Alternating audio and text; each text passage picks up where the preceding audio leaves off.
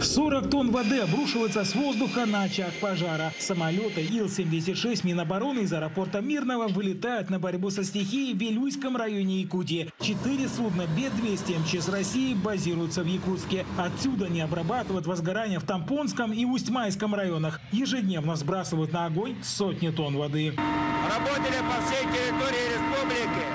В начале лета тушили лесной пожар, который угрожал 3 населенным пунктам в Нюрбинском районе, 18А.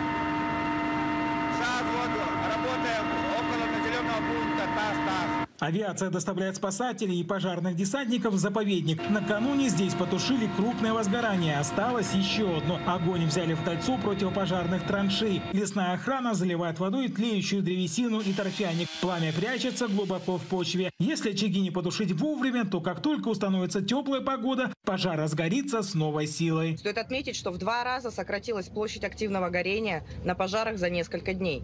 На особом контроле остается пожар в национальном парке Ленские столбы. Спасатели регионального управления МЧС России передислоцированы в усиление к задействованной группировке. Сотрудники авиалесохраны сообщили о локализации 17 пожаров и ликвидации 12. Новых возгораний не обнаружено. На тушении задействовано более 3000 человек и почти 500 единиц техники. Со стихией в Якутии борются специалисты оперативных ведомств со всей страны. Уже 4 дня площади и количество пожаров идут на спад. Пожары все дотушиваются, работы ведутся.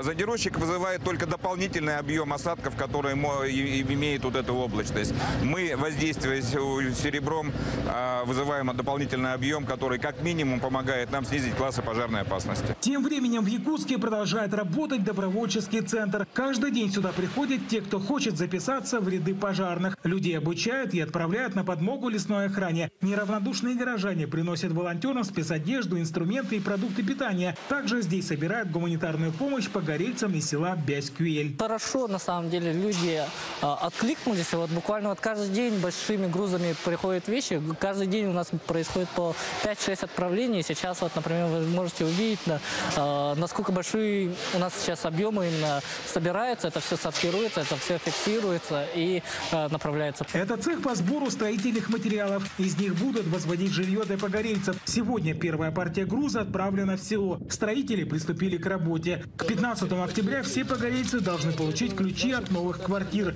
Жилье будет благоустроено и газифицировано. Игорь Пиханов, Александр Малышев, Вести, Якутия.